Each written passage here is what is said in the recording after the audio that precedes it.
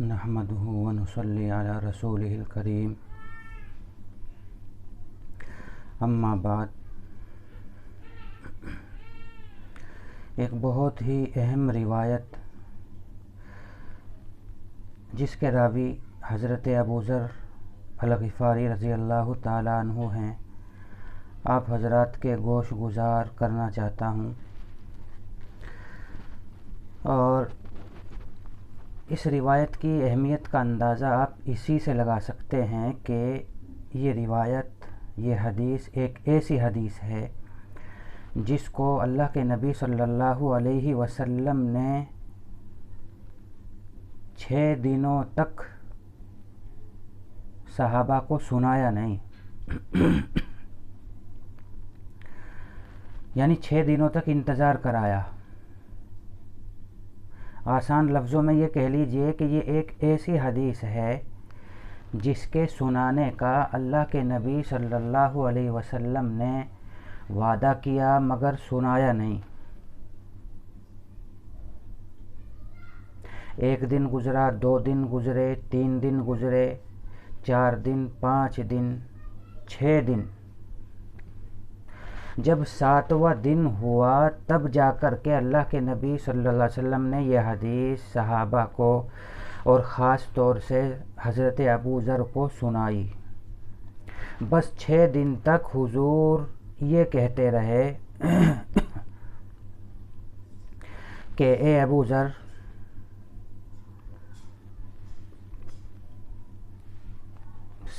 اعقل یا ابا ذر ما یقال لک بعد، اے ابو ذر، تجھے جو بات بتائی جائے گی، جو حدیث تجھے سنائی جائے گی، اس کو ذرا تو دھیان سے سن لینا اور عمل کر لینا۔ ظاہر ہے کہ حضرت ابو ذر کے دل میں کتنا شوق پیدا ہو گیا ہوگا کہ آخر اللہ کے نبی وہ کون سی بات مجھے بتانا چاہتے ہیں، کون سی ہے وہ بات جو حضور مجھے بتانا چاہتے ہیں لیکن بتاتے نہیں۔ جب ان کے دل میں پورا شوق پیدا ہو گیا اور 6 دن گزر گئے تو 7ویں دن اللہ کے نبی صلی اللہ علیہ وسلم نے وہ حدیث ان کو سنائی۔ آپ بھی اندازہ لگاؤ کہ اس حدیث کے اندر اللہ کے نبی نے جو باتیں بتائی ہیں وہ کتنی اہم باتیں ہیں، جو نصیحتیں حضور نے ان کو کی ہیں وہ نصیحتیں کتنی زیادہ اہم ہوں گی، اس کا اندازہ آپ بخوبی لگا سکتے ہیں۔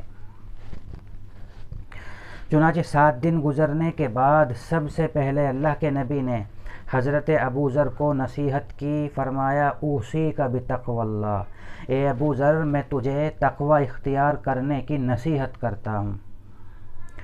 ظاہر ہے تقوی سے بڑھ کر تو کوئی بھی چیز نہیں ہو سکتی۔ اسلام کی سب سے بنیادی اور سب سے اہم چیز جس پر پورے مذہب اور شریعت کی بنیاد ہے اور انسان کے مکمل ہونے کی بنیاد ہے، اللہ کا ولی اور اللہ کے قریب ہونے کی جس چیز پر بنیاد ہے وہ تقوی ہے، کیونکہ تقوی سے بڑھ کر کوئی چیز نہیں ہو سکتی۔ اسی لیے اللہ کے نبی نے فرمایا اوصیک بتقوی اللہ، میں تجھے تقوی اختیار کرنے کی نصیحت کرتا ہوں، فی سر امرک و علانیتہ،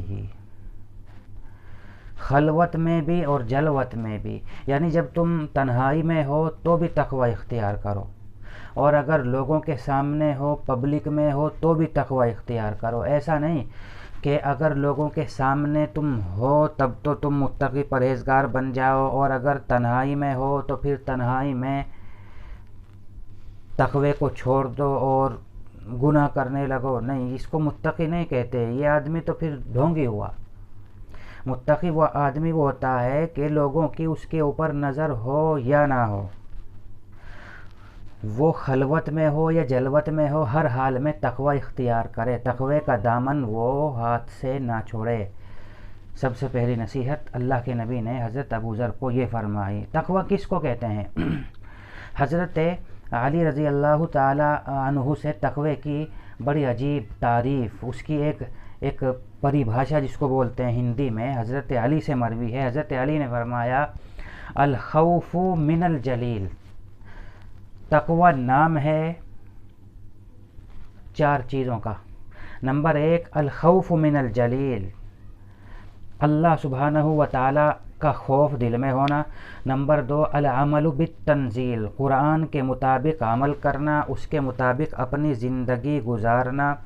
اور نمبر 3 القناعۃ بالقلیل، اللہ نے تمہاری قسمت میں جو کچھ لکھ دیا تھوڑا زیادہ اسی پر خوش رہنا، شکوہ شکایت نہ کرنا، اپنے دل میں حرص اور طمع لالچ نہ رکھنا۔ اور نمبر 4 الاستعداد لیوم الرحیل، یعنی مرنے کا جو دن متعین ہے موت، اس کی تیاری کرنا، موت کی تیاری کرنا یا قیامت کی تیاری کرنا۔ ظاہر ہے موت کی تیاری آدمی اسی وقت کر سکتا ہے کہ جب اس کے دل میں خدا کا خوف ہو، گناہوں سے وہ منہ پھیر لے، نمازوں کا اہتمام، تلاوت کا اہتمام، حلال اور حرام کی تمیز۔ یہ عجیب تعریف حضرت علی رضی اللہ تعالی عنہ نے تقوی کی ہے۔ الخوف من الجلیل والعمل بالتنزیل والقناعۃ بالقلیل والاستعداد لیوم الرحیل۔ بہرحال یہ پہلی نصیحت ہوئی۔ دوسری نصیحت وَإِذَا أَسَأْتَ فَأَحْسِنْ، اور اے ابو ذر اگر تم سے کوئی گناہ ہو جائے کسی بھی جگہ تو تم فوراً وہیں پر بیٹھے بیٹھے کوئی اچھا کام بھی کر لو۔ وَإِذَا أَسَأْتَ فَأَحْسِنْ، تم سے جب بھی کوئی گناہ صادر ہو جائے تقاضۂ بشریت کی وجہ سے تو فَأَحْسِنْ، وہیں بیٹھے بیٹھے تم کوئی اچھا کام بھی کر لو۔ اس کا فائدہ کیا ہوگا؟ اس کا فائدہ اللہ کے نبی نے، یعنی گناہ جہاں ہوا فوراً وہیں دوسرا کوئی نیک کام کر لینا، اس کا فائدہ اللہ کے نبی نے ایک دوسری روایت میں بتلایا ہے، اور وہ یہ اتبع السیئۃ الحسنۃ، اتبع السیئۃ الحسنہ، یعنی گناہ اگر تم سے ہو جائے تو اس کے فوراً بعد تم کوئی نیک عمل کر لو، تمہارا یہ نیک عمل تمہارے گناہ کو ختم کر دے گا۔ تیسری چیز یا تیسری نصیحت اللہ کے نبی نے کی وَلَا تَسْأَلَنَّ أَحَدًا شَيْئًا، اے ابو ذر تم کبھی بھی کسی سے سوال مت کرنا، کسی کے آگے تم ہاتھ مت پھیلانا، ہمیشہ جو بھی چیز کی، جس چیز کی بھی تمہیں ضرورت پڑے تو اللہ ہی سے مانگنا، اس لیے کہ سوال کرنا ذلت ہے۔ اگر جس سے تم نے سوال کیا اگر اس نے تم کو دے دیا تو تمہاری مراد تو پوری ہو گئی لیکن تمہاری عزت جاتی رہی، نہیں دیا بھگا دیا تو بھی تمہاری عزت خاک میں مل گئی۔ چوتھی چیز وَلَا تَقْبِضْ أَمَانَةً، اور کسی کی امانت کو اپنے پاس مت رکھنا، یعنی کسی کی امانت کو تم اپنے پاس مت رکھنا، ہو سکتا ہے اس امانت میں تم سے خیانت ہو جائے، ہو سکتا ہے اس امانت کے اندر تم سے خیانت ہو جائے۔ ظاہر ہے کہ انسان کے ساتھ شیطان بھی لگا ہوا ہے اور اس کا نفس بھی اس کے ساتھ لگا ہوا ہے، تو بہت ممکن ہے کہ شیطان تمہارے دل میں طمع اور لالچ پیدا کر دے۔ کسی نے تمہارے پاس مثال کے طور پر 10,000 روپیہ رکھا اور پھر تمہارے دل کے اندر کھوٹ پیدا ہو گیا، شیطان نے تم کو ورغلا دیا، تو ہو سکتا ہے کہ تم امانت میں خیانت کرنے لگو، اس 10,000 کو اپنے اوپر خرچ کر لو، اور اگر تم جواب دے دیتے کہ نہیں بھائی میں نہیں رکھوں گا، کسی اور کے پاس چلے جاؤ، تو ظاہر ہے کہ اس مصیبت سے، خیانت سے تم بچے رہو گے۔ لیکن ظاہر ہے کہ یہ اس آدمی کے لیے ہے جس کے دل میں لالچ پیدا ہونے کا اندیشہ ہو، اور اگر کسی آدمی کو 100% یقین ہو کہ میرے دل میں کوئی کھوٹ پیدا نہیں ہوگا، لالچ پیدا نہیں ہوگا، تو پھر امانت اپنے پاس رکھنے میں کوئی حرج نہیں ہے، یعنی نیت اگر صحیح ہے تو پھر امانت اپنے پاس رکھنے میں کوئی حرج نہیں ہے، کیونکہ اس میں بھی ثواب ملتا ہے۔ اور آخری نصیحت اللہ کے نبی نے جو کی وہ یہ وَلَا تَقْضِ بَيْنَ اثْنَيْن، کہ کبھی بھی تم 2 آدمیوں کے درمیان فیصلہ مت کرنا۔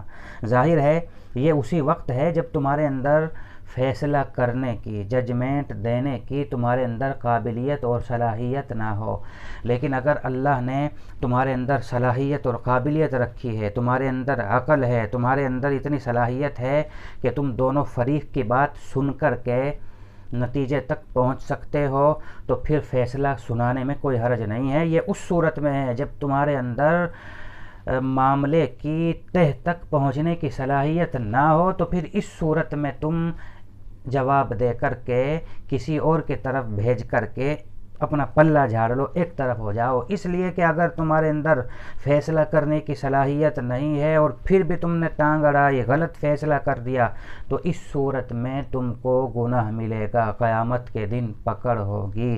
تو یہ وہ حدیث ہے جس کا میں نے ترجمہ کیا ہے۔ پھر دوبارہ ایک بار سنا دیتا ہوں۔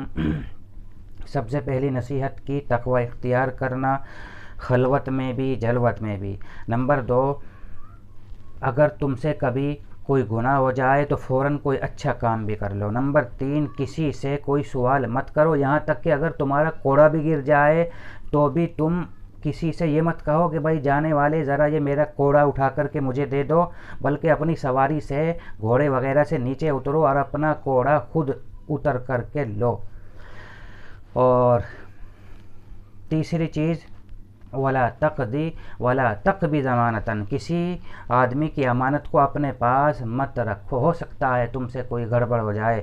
آخری نصیحت، ولا تقضی بین اثنین، دو آدمیوں میں کبھی بھی تم فیصلہ مت کرو، خاص طور سے اس وقت جب تمہارے اندر فیصلہ کرنے کی اہلیت اور صلاحیت نہ ہو سکتا ہے تم سے کوئی غلطی صادر ہو جائے۔ اللہ ہمیں سمجھ نصیب فرمائے۔ وآخر دعوانا الحمد للہ رب العالمین۔